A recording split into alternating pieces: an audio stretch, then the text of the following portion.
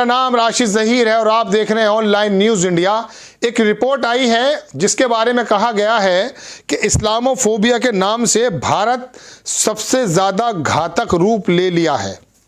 Islamophobia ने भारत में घातक रूप ले लिया है। नोम चॉम्स्की, वायर ने इस रिपोर्ट को छापा है। ये तुम्हारे गोदी मीडिया के एंकर तो कुछ नहीं कहेंगे। देखिए क्या है ये पूरी खबर।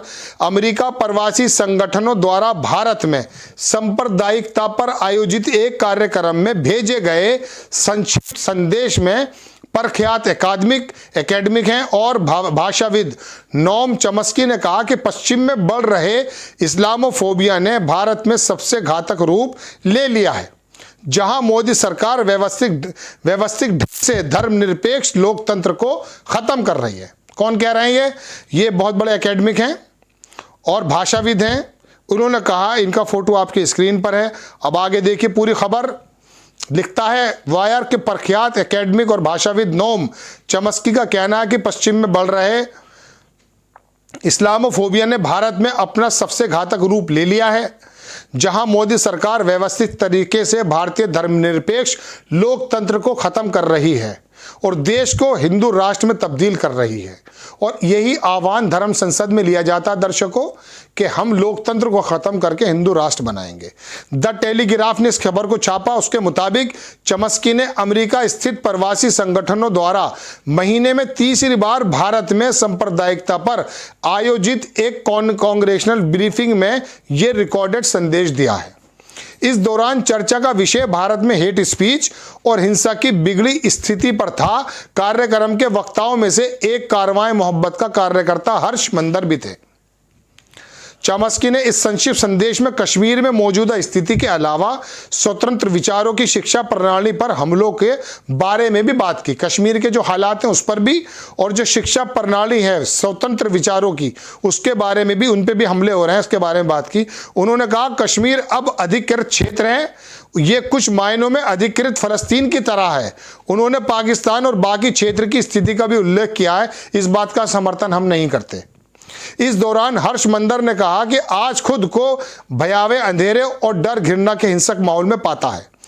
इसी दौरान उन्होंने इस बात की भी किस तरह आधुनिक भारत के संस्थापकों ने धर्म के आधार पर बने एक राष्ट्र पाकिस्तान नहीं जाने का फैसला किया था। ये तमाम खबर हैं जो मैंने आपको बताया।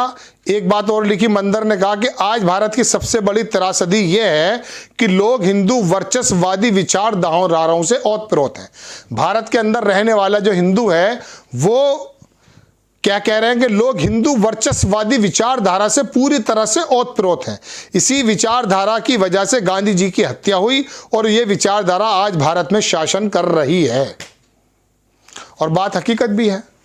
जब गॉडसे और सावरकर को भगवान बनाया जाएगा, हीरो बनाया जाएगा और गांधी को जगह जगह पर उनका सम्मान की जगह उनकी बेइज्जती करने का काम किया जाएगा, तो यही बात निकल कर आएगी कि कौन सी बात है वो ऐसी जो इनके दिमागों में भर चुकी है दर्शकों। आगे लिखता अखबार के सत्तारूढ़ सरकार यानी कि मोदी सरकार के समर्थकों को संभावित नरसंहार के दावों को खतरनाक और तथाकथित विदेशी हस्तक्षेप के रूप में खारिज करना अच्छा लगता है, लेकिन होलोकॉस्ट मेमोरियल म्यूजियम की रिपोर्ट इस तरह के इनकार से खतरों को आगाह करती है। एक होलोकॉस्ट म्यूजियम की एक सालाना रिपोर्ट निकलती है जिसमें कह दिया था कि भारत के अंदर बड़े बुरे हालात हैं।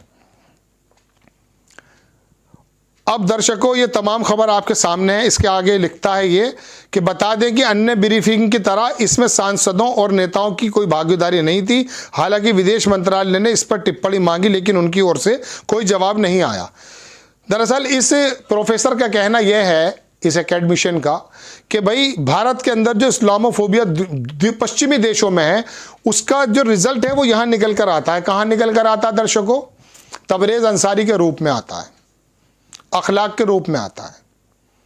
और चौराहे पर मुस्लिम होने के नाम पर एक भीड़ धर्म के नाम पर जब मार देती है तब ये बात निकल कर आती है कि न्यूजीलैंड की तरह यहाँ पर भी ऐसे लोग पैदा हो चुके हैं जो किसी एक विचारधारा से इतने ज़्यादा मुनहमिक कहते हैं डोमिनेट को, बहुत ज़्यादा उसके अंदर घुस गए हैं और उन्हें लगता है कि शायद इस विचारधारा की, यानी कि मुस्लिम विचारधारा को पूरी तरह से ख़त्म करने पर ही हमारा राष्ट्र जो बनाना है हिंदू राष्ट्र वो बन पाएगा। और यही चिंता व्यक्त कर रहा है दुनिया का हर एक बुद्धिजीवी।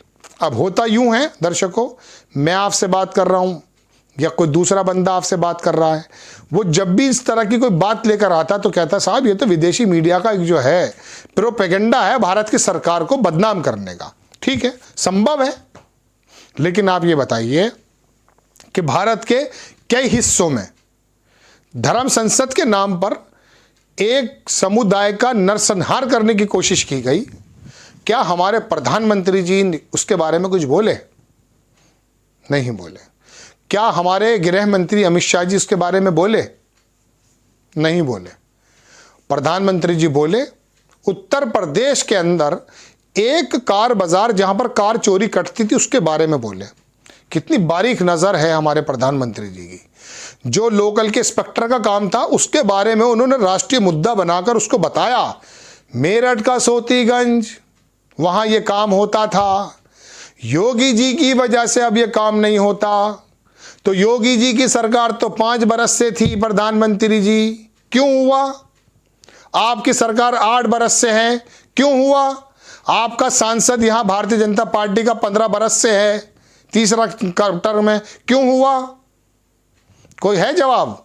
5 साल चुनाव के वक्त में आके एक बाजार को बंद कर देना, कुछ वहाँ पे चोरी के वाहन कटते थे, क्या प्रधानमंत्री जी इस बारे में बोलेंगे? अरे प्रधानमंत्री जी इस बारे में बोलिए कि ये आदमी कहता क्या है कि भारत के अंदर इस्लामोफोबिया ने भारत में घातक रूप ले लिया है। ये क्या है? ये दर्शकों ये मत समझिए प्लीज़ कि एंटी सरकार या एंटी भाजपा बात चल रही है। ये बात चल रही है भारत की। भारत के अंदर अगर इस तरह की हरकतें होनी शुरू हो गई हैं तो आप ये बताइए 80 करोड़ हिंदू और 20 करोड़ मुसलमान, ये मान लिया हमने, चाहे उसमें सिख भी हों, कोई भी हैं, ये 80% 20% हमारे योगी आदित्यनाथ जी लाए हैं। विकास के मुद्दे की बात करते हैं और शुरू करते हैं कैराना से। ये लोग जब 20% एक दूसरे नंबर की आबादी को अलग थलग कर देंगे और 80% आबादी से ये कहेंगे कि ये 20% है नकारात्मक, आप ये बताइए तो क्या उसके बाद सड़कों पर इस तरह की हिंसा नहीं होगी कि वो 20% के लोगों का 80% के लोग मारना शुरू कर देंगे, ऊपर से आपका धर्म का तड़का लगा देंगे आप क्या धर्म संसद में बैठ के? तो फिर भारत कहाँ जाएगा?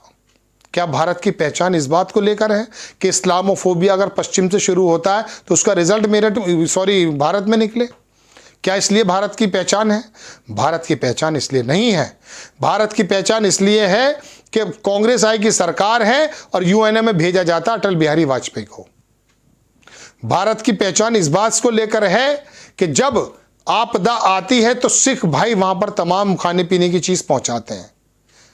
भारत की पहचान इस चीज से है कि जब कांवड़ का रास्ता खोला जाता है, कांवड़ लोग अपने जल को लेके जाते हैं तो मुसलमान उनके पैरों के जख्मों पे मरहम लगाता है।